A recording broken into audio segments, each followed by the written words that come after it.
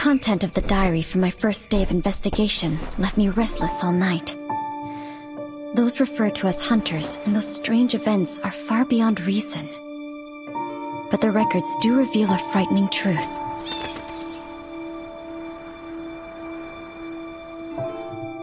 Perhaps I can only find out what they experienced by experiencing it for myself.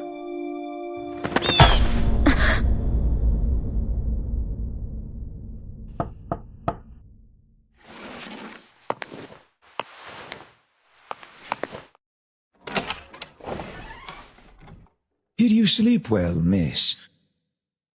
Breakfast is served. Feel free to enjoy some in the dining room.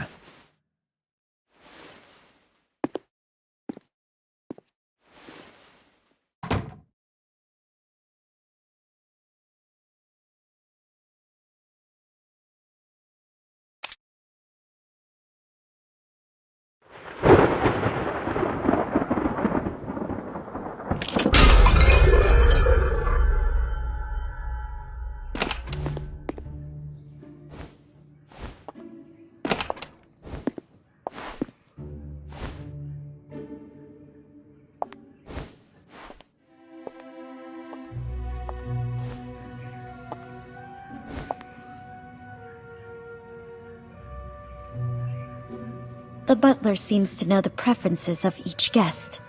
I wonder which one was prepared for me.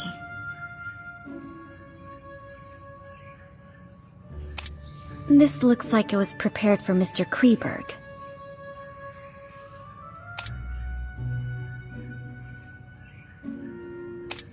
Coffee is my favorite, but I prefer it with vegetarian food.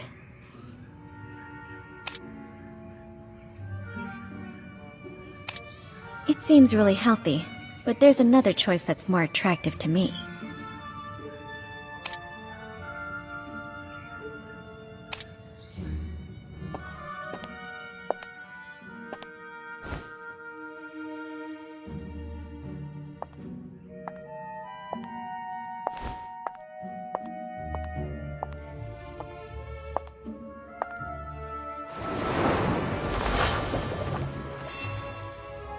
No expensive accessories, but the quality and tailoring of the clothes are superb.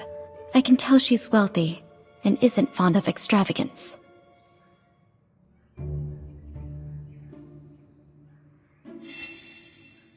She has a tall and toned figure, so she's either of Eastern European descent or engages in outdoor activities all year round.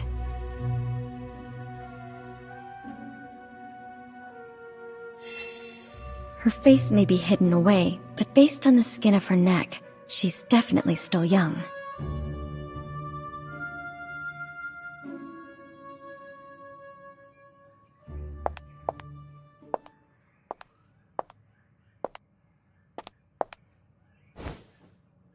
Good morning. You must be Mrs. Plinius. A reporter. Millie Plinius. Nice to meet you. Were you just at the greenhouse? Yes.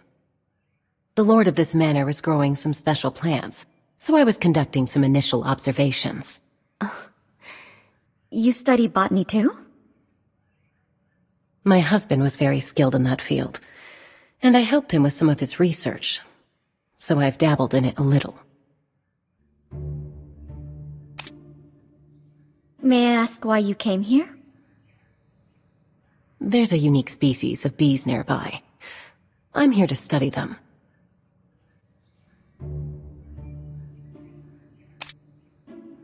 You have my condolences.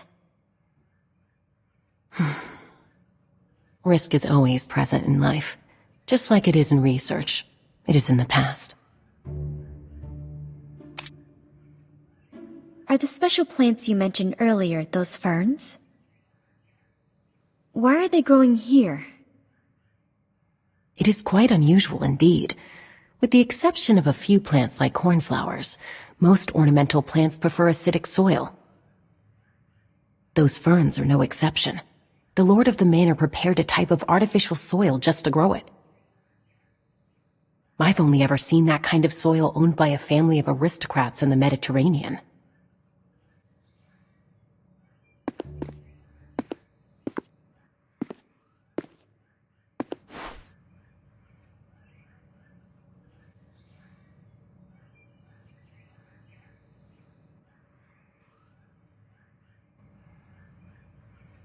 Good morning, Mr. Kreberg. Good morning. I can't tell if it's a lack of rest or something else, but Mr. Kreberg looks a little upset.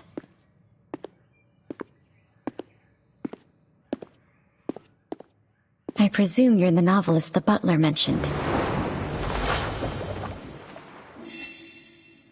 There are wet spots on his cuffs that look like the work of dew. Where did he go so early in the day?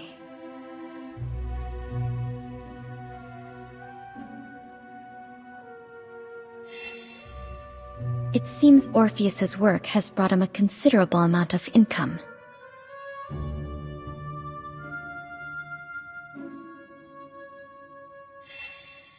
Dressed in the latest design, with carefully groomed hair and accessories. Perfect for a rising star in the world of novelists.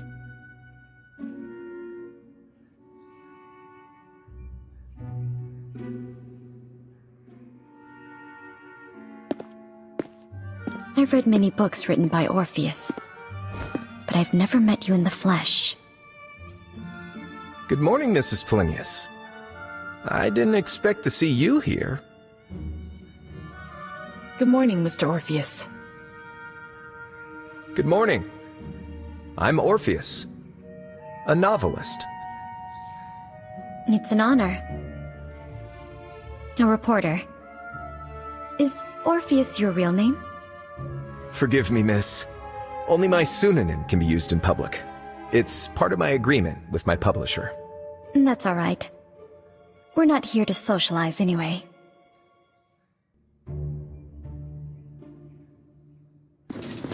Mr. Butler, are there any plans for today?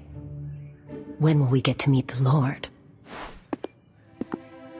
My lord invites all of you to Kreberg Racecourse at the west of the manor this afternoon. Kreberg Racecourse? I thought it was abandoned after that incident. It is as you say, the racecourse is not active. My lord merely asked that all of you go there this afternoon. Besides that, please keep the promise you made upon accepting the invitation. Do not wander around at night, and do not leave the main building before receiving a second invitation.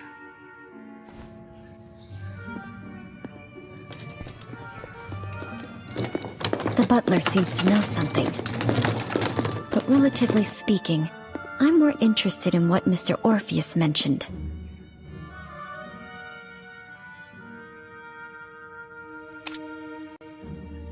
Why is the race course called Kreberg? Kreberg was the maiden name of the wife of the manor's previous owner.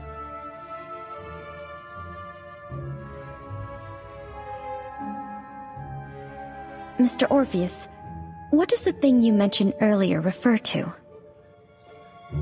Around 10 years ago, an Irish nobleman, Manus du Capet, acquired this manor.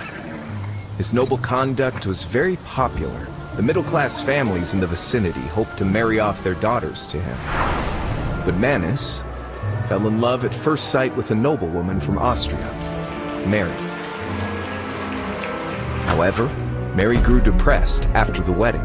The depression was attributed to Mary's lack of suitable social venues. Manus built a racecourse for her. The horse races there soon became the hottest social event in town. Everything seemed to be going in the right direction, until Mary committed suicide in the racecourse, and an ominous air filled the place. The tragedy didn't end there. Not long after Mary's death, racehorses galloped out of the track and caused a fatal stampede, ultimately embroiling Manus in a lengthy lawsuit. Maybe it was the pressure from the claimants, or it was the sorrow from the death of his wife. Manus went mad, and he was never seen again. As for the manor, it was sold off by Manus's creditors.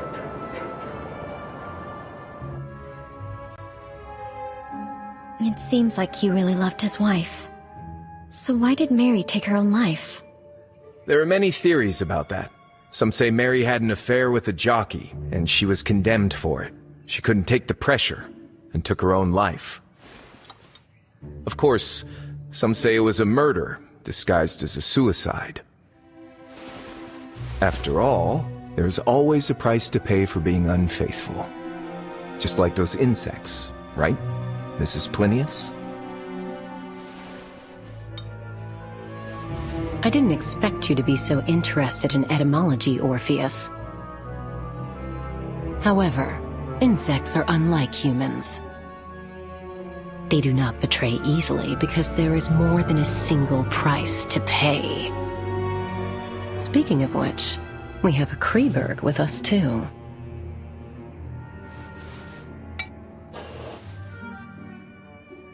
I'm sorry to say that I'm French. Forgive me, but I wish to rest a while longer. I'll see you in the afternoon. It's common knowledge that the Mary from Austria, whose head and her crown fell together, was from France.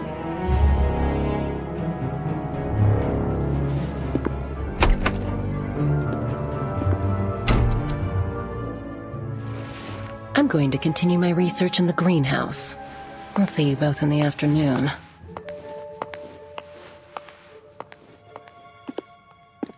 I plan to have another look at the collection in the living room.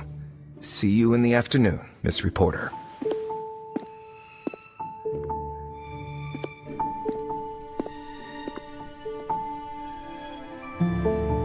There seems to be more to their relationships. I should get a better understanding of my playmates before the game begins. I'll start with the famous novelist.